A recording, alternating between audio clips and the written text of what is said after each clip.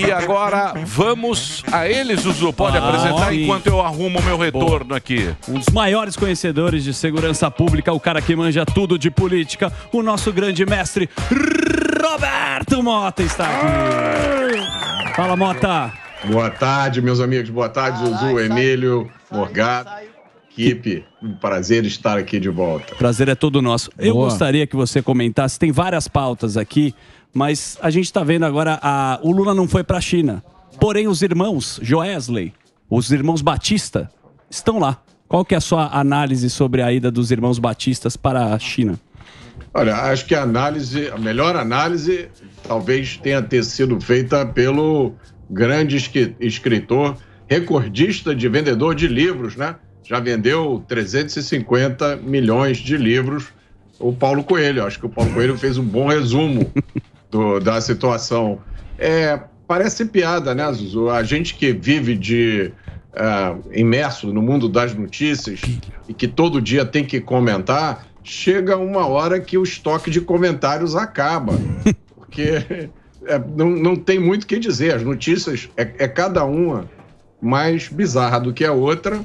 O que as pessoas não podem dizer é que não foram avisadas. Isso, eu acho que é a única acusação que não se pode fazer a esse governo, de que ele não avisou antes o que ele ia fazer. Se a gente olhar os vídeos do último ano aí das pessoas do PT falando, foi exatamente isso que eles prometeram que ia acontecer, né? E, Mota, falando dessa questão da China, da viagem do Lula, e a gente sabe que política é timing. Você acha que é o momento correto para o Bolsonaro voltar com todas essas questões dos 100 dias do governo Lula, sem proposta? Você acredita que ele tem que voltar neste exato momento? Essa é uma pergunta muito difícil. Eu conheço muita gente bem informada que tem a opinião de que não, de que o presidente deveria ficar lá, por duas razões. Primeiro, para se preservar, e segundo, para não atrapalhar, né, o que está acontecendo no Brasil. Tem aquela frase que diz, né, quando o inimigo está fazendo coisas erradas, você deixa ele continuar fazendo o que ele está fazendo. Então, tem muita gente que pensa assim. Outros acham que é justamente o momento do presidente voltar e exercer a sua liderança de uma forma mais firme, né, com mais proximidade dos seus eleitores. Eu confesso que eu tenho uma preocupação, porque hoje nós não vivemos num tempo normal aqui no Brasil, um tempo onde coisas estranhas acontecem. Gostei muito aí do quadro de vocês do Ilusionista, porque deu a impressão de que foi um resumo do que a gente vive hoje no Brasil, né? Coisas mágicas acontecendo e por trás tem algum truque ocorrendo. Então, eu me preocupo não só com o presidente Bolsonaro, mas com o cidadão comum aqui no Brasil, que tem gente que eu conheço, muita gente, né, que deixou de acompanhar a política, que está amargo, que está deprimido, que parou de usar até o WhatsApp. E aí, que país é esse, né? Em que as pessoas têm receio de dar uma opinião no WhatsApp. Calma que vai piorar, avisa elas que vai piorar e vai piorar bem. Deixa eu perguntar um negócio para você, meu querido... Meu querido... Pera aí, só um segundinho que eu tô com um problema aqui. Meu querido Mota, deixa eu perguntar um negócio pra você, o seguinte, você que é um cara que tem senso crítico. A gente mostrou agora há pouco, da revista Isto É, do Consórcio, os 100 dias do Bolsonaro e os 100 dias do Lula. Não sei se você acompanhou os 100 dias do Bolsonaro e os 100 dias do Lula. Um dizendo que os 100 dias do Bolsonaro, eles cravaram lá que 100 dias foram piores do mundo e tal, e na época do Lula agora eles falam que 100 dias não é um tempo assim para você poder avaliar. O prazo curto. Aí, o prazo é muito curto. Como é que você vê? Você acha que 100 dias dá para ver como a banda toca? Essa banda a gente já sabia como tocava em 2010, 2014, né, Emílio? E quem tinha alguma dúvida, bastava ter prestado atenção nas declarações que foram dadas durante a campanha eleitoral, um pouco antes, ninguém economizou nenhuma palavra do lado deles. Eles disseram exatamente o que iam fazer, né? Eles disseram exatamente, por exemplo, que eram contra a privatização, que tudo tinha que ser na mão do Estado. A gente viu a glorificação de movimentos como o MST.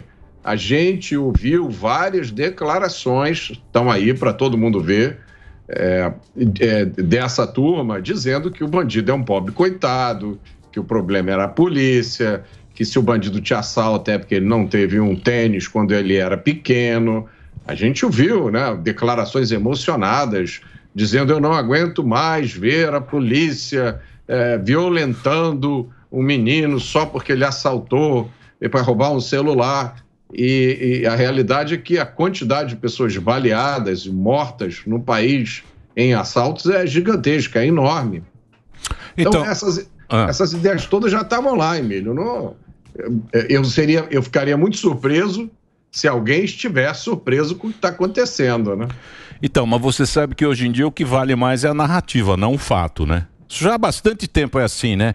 O fato não importa muito se a narrativa for bonita. Agora o PT o PT sempre justifica as cagadas pros outros. Sempre é culpa de alguém. Nunca é dele. Agora eles tentaram jogar na herança maldita do Bolsonaro. Os números do Bolsonaro, não dá pra falar o quê daqueles números. Não dá pra maquiar. Que ele entregou. Jogando no Banco Central, né? Agora o Banco Central e agora nos banqueiros. Sim. Agora os banqueiros que são os vilões aí do negócio. São, não que não sejam. Sim. Não é? Mas que o PT tem um gabinete ruim, tem um governo ruim, foi tudo feito. É o Ibis. É o Ibis. É o time do Ibis. É o time do Ibis bem ruim. Pior time do mundo. Então, você acha que esse papinho vai continuar segurando aí, essa narrativa do PT, ela vai se perpetuar e a gente sempre vai sempre ficar nessa coisa, não, a culpa é do outro, a gente vai resolver, o amor venceu, agora a gente vai unificar o país. Aí vem lá com esses papos de, sei lá, o que você acha? Emílio, isso é um fenômeno mundial, né?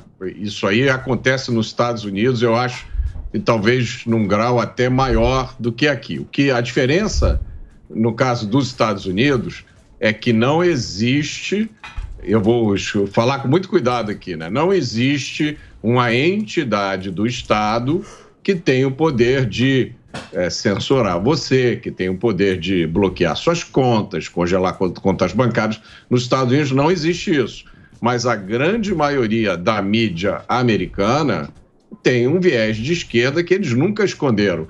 E lá tem um exemplo que é a coisa mais bizarra do mundo, foi aquela história do laptop do filho do Joe Biden, né? Sim, exato.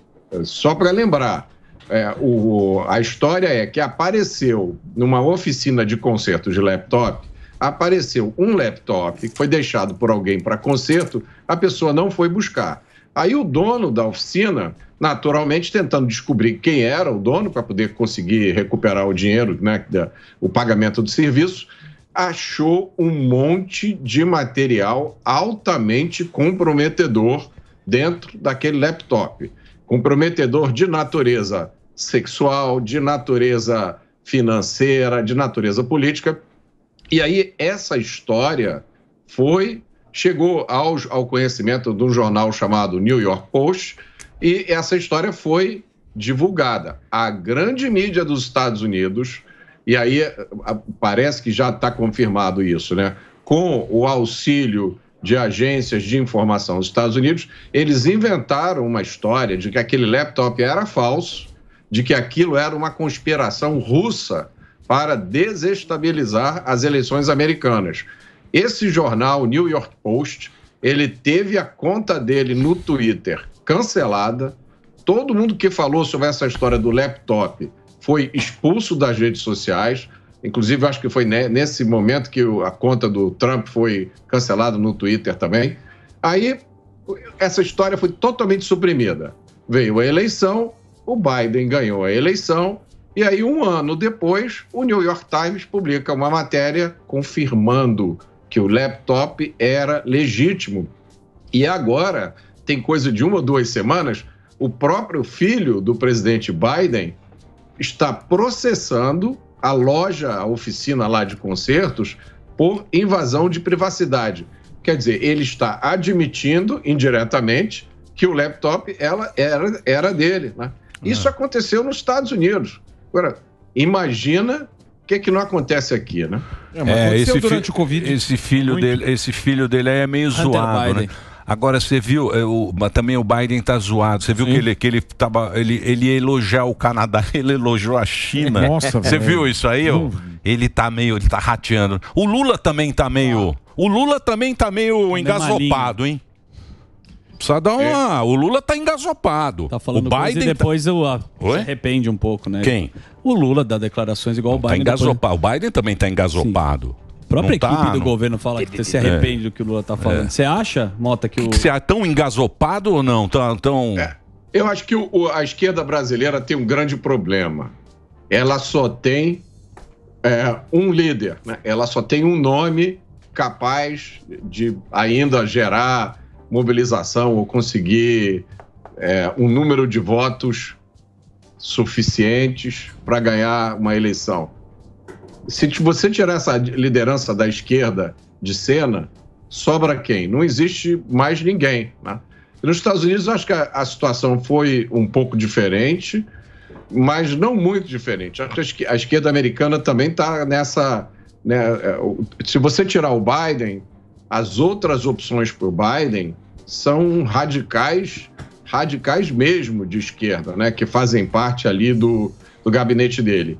Agora, há semelhanças entre a situação do Brasil e dos Estados Unidos, né? Há quem diga que o Biden está ali meio como um fantoche, um marionete, né? Um sonâmbulo. Dizem para ele onde é que ele está, dizem para ele as palavrinhas que ele tem que dizer, mas, na verdade, ele não tem um entendimento perfeito de tudo que está acontecendo no mundo hoje. E é um momento terrível, né, para os Estados Unidos terem um presidente fraco, porque as coisas que estão acontecendo, guerra na Ucrânia, a China agora se reunindo com a Rússia, a chance de dar confusão é grande. Muito bem. O que mais? Vocês têm mais perguntas? Pois não, Albeta. Gordão? Converso? Converso com ele. Converso com ele, que é jornalista. Ô, Mota, tudo bem? A gente estava falando agora há pouco da Dilma. Queria saber a sua opinião, né? A questão do salário. O Fuzil acabou de levantar, falou que é muito, o Emílio falou que não, tá tranquilo. E a gente sabe, né? Saiu muitas notícias, né? Que Dilma em outrora planejava assaltos e agora presidente de banco. O que você acha dessa informação aí? Acho que isso é um retrato perfeito de uma forma de governar, Morgado, que é pela qual o cidadão brasileiro trabalhador sente repulsa, né? Qualquer um de nós, se vai correr atrás do emprego, tem que ter experiência, né? Tem que ter currículo, tem que fazer entrevista, tem que competir com um montão de gente. Já nesse ambiente político, para essa turma que pensa desse jeito, basta você ser amigo dos companheiros e aí você consegue um cargo maravilhoso para o qual talvez você não esteja qualificado, né? Eu vou dar bastante margem aqui, vou ser generoso. O fato é que é uma instituição multilateral, você vai ter que lidar com os chineses, com os russos, com os indianos. Essa instituição fica em Xangai, então provavelmente o idioma de trabalho lá não deve ser o português. São decisões de financiamento muito importantes, para vocês terem uma ideia. Quando a Rússia invadiu a Ucrânia, o Banco dos BRICS, do qual a Rússia é uma das sócias, ele suspendeu as operações de crédito para a Rússia, porque todos os outros bancos de desenvolvimento fizeram isso. O Marcos Troiro, que era o presidente anterior, é uma pessoa altamente qualificada e que sai de lá com pelo menos uma enorme conquista. Ele conseguiu um rating para o banco excelente, muito maior do que vários outros bancos importantes têm um rating menor de risco do que o Banco dos BRICS. Então, você colocar uma pessoa lá que não está à altura do cargo, eu acho que antes de qualquer coisa, isso é uma mensagem terrível para o trabalhador brasileiro que está nos ouvindo, né? Para a garotada que está estudando, que está se preparando, que sabe que essa é a forma correta de ter sucesso na vida, né? Sim. Muito bem. Muito bem. É o seguinte. Diga. Eu vou agradecer a presença ilustre e encantadora do meu querido Mota. Daqui a pouquinho o nosso querido Van Garten vai estar aqui.